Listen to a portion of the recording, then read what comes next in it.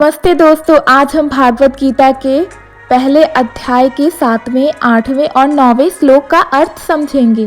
7वां श्लोक, अस्माकं तु विशिष्टा ये तानि बोध द्विजोतम नायकामं सैनस्य संज्ञार्थम तान ब्रवीमे ते।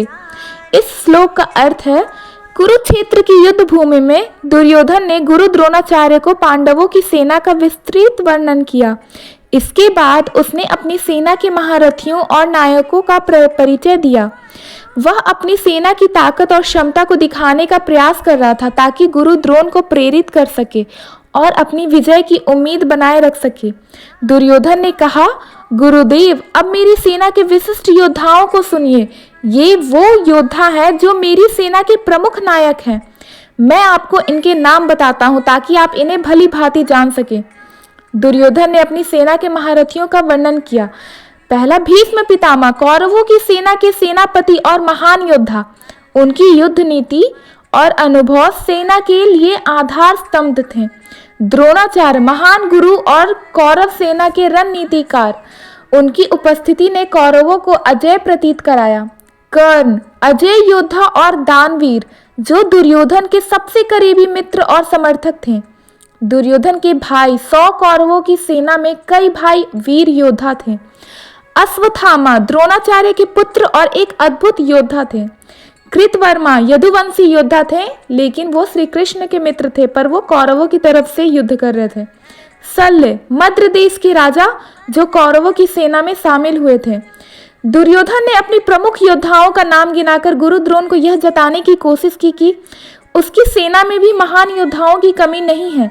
यह उसके आत्मविश्वास और अपने सेनापतियों पर भरोसे को दिखाता है। भीष्म पितामह और गुरु द्रोण कौरवों की सेना के 2 स्तंभ थे। उनकी उपस्थिति ने कौरवों के सैनिक का मनोबल बढ़ाया। भीष्म पितामह ने अपनी नीतियों और युद्ध कौशल से कौरव सेना को संगठित रखा। द्रोणाचार्य ने सेना की रणनीति और युद्ध कौशल को सुदृढ़ किया। ये श्लोक हमें यह सिखाता है कि आत्मविश्वास और सही नेतृत्व किसी भी टीम या सेना की सफलता की कुंजी होते हैं। दुर्योधन का अपने नायकों पर विश्वास उसकी ताकत को दर्शाता है। 8वां श्लोक, भवान भीमश्च कर्णश्च कृपासश्च समिति अंजन अश्वत्थामा विकर्णश्च सौमदत्ति तथैव च। इस श्लोक का अर्थ है, दुर्योधन युद्ध आरंभ होने से पहले अपनी सेना की ताकत का प्रदर्शन कर रहा था। गुरु द्रोणाचार्य के सामने अपनी सबसे शक्तिशाली योद्धाओं का उल्लेख कर रहा था। दुर्योधन ने कहा, गुरुदेव, हमारी सेना में आप स्वयं, भीष्म पितामह, कर्ण, कृपाचार्य, अश्वत्थामा, विकर्ण, सौमदत्त जैसे महान योद्धा हैं। ये सभी महारथी युद्ध में अपराजय हैं। ये संवाद दुर्योधन के आत्मविश्वास और अपने योद्धाओं पर गहरे विश्वास को दर्शाता है। पहला, गुरु द्रोणाचार्य, महान धनुर्विद्या के आचार्य, जो कौरव और पांडव दोनों के गुरु थे। उनकी युद्ध रणनीतियां अचूक थी। भीष्म पितामह, कौरव सेना के सेनापति, अजय योद्धा और महान धर्मज्ञ थे। उनका आशीर्वाद और युद्ध कौशल कौरव सेना के लिए संबल था।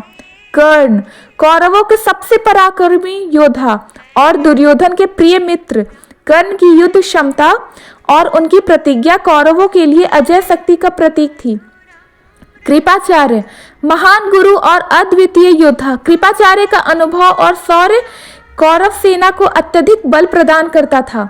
अश्वत्थामा, द्रोणाचार्य के पुत्र और अमर योद्धा थे। अश्वत्थामा की वीरता और क्रोध युद्ध में किसी को भी पराजित करने की क्षमता रखता था।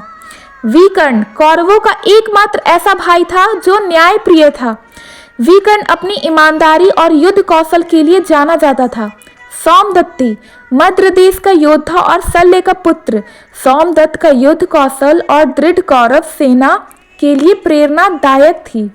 दुर्योधन ने इन योद्धाओं का वर्णन करके यह दिखाने की कोशिश की कि उसकी सेना न केवल विशाल थी, बल्कि उसमें ऐसा योद्धा भी था जो युद्ध में अपराजय थे। भीष्म का धर्म संकट, भीष्म पितामह का मन हमेशा धर्म और अधर्म के बीच झूलता रहा। वह जानते थे कि पांडव धर्म के मार्ग पर हैं, लेकिन उन्होंने अपने वचन के कारण कौरवों का साथ दिया। कर्ण जन्म से पांडव, लेकिन जीवन से कौरवों का मित्र थे। उनका संघर्ष और पांडवों के प्रति उनकी ईर्ष्या उन्हें इस युद्ध में लाया था। यह श्लोक हमें यह सिखाता है कि केवल शक्ति और कौशल ही नहीं, बल्कि नैतिकता और धर्म का पक्ष भी युद्ध में मायने रखता है। कौरवों की सेना शक्तिशाली थी, लेकिन उनके भीतर का आंतरिक संघर्ष उन्हें कमजोर बना रहा था। 9वां श्लोक, अन्य च बहवः सूरा मदर्थे व्यक्त जीविता नाना शस्त्र प्रहारना सर्वे युद्ध विशारदा। ये श्लोक का अर्थ है कि दुर्योधन जो अपने आत्मविश्वास को बढ़ाने के लिए अपनी सेना की ताकत और क्षमताओं का वर्णन कर रहा था, अब उन अनगिनत वीर योद्धाओं की चर्चा करता है जो युद्ध भूमि में उसके लिए अपना जीवन त्यागने को तैयार थे। दुर्योधन ने गुरु द्रोण से कहा, गुरुदेव, मेरी सेना में केवल भीष्म, कर्ण, द्रोण और अश्वत्थामा जैसे महारथी ही नहीं हैं, बल्कि अनगिनत अन्य योद्धा भी हैं। ये सूरवीर मेरी खातिर अपने प्राण देने को तत्पर हैं। दुर्योधन ने यह दिखाने की कोशिश की कि उनकी सेना केवल बड़ी ही नहीं है, बल्कि उसमें ऐसा योद्धा है जो युद्ध में निपुण है और हर प्रकार के हथियारों का इस्तेमाल करके वो युद्ध जीत सकते हैं। दुर्योधन ने इन योद्धाओं का जिक्र किया जिनका नाम नहीं लिया गया, लेकिन उनकी भूमिका महत्वपूर्ण थी। ये वो योद्धा थे जो हर प्रकार के अस्त्र शस्त्र चलाने में माहिर थे। सामान्य सैनिक, ये सैनिक कौरव सेना के रीढ़ थे जिन्होंने हर स्थिति में दुर्योधन का साथ दिया था। गुप्त योद्धा, ऐसे योद्धा जो विशेष रणनीतियों और गुप्त अभियानों में निपुण थे। दुर्योधन का कहना था कि ये सभी योद्धा उसके लिए अपने प्राणों की आहुति देने के लिए तैयार हैं। दुर्योधन ने कहा कि उसकी सेना के सभी योद्धा युद्ध के ज्ञाता हैं। उनकी युद्ध कला और साहस ने कौरव सेना को और अधिक शक्तिशाली बना दिया। यह श्लोक दुर्योधन के आत्मविश्वास और अपने योद्धाओं पर विश्वास को दर्शाता है, लेकिन इसके साथ ही यह उसके घमंड और अधर्म का प्रतीक भी है। दुर्योधन यह भूल गया कि युद्ध में केवल संख्या और कौशल ही नहीं मायने रखते हैं, धर्म और सत्य का साथ भी उतना ही महत्वपूर्ण है।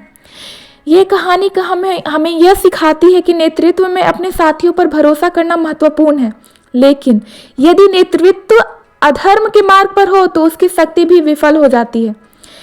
अगर मुझसे इस श्लोक में कोई त्रुटि हुई तो मुझे क्षमा करें, और अगर आपको ये श्लोक अच्छा लगा तो प्लीज़ मेरे चैनल को सब्सक्राइब कीजिए। धन्यवाद।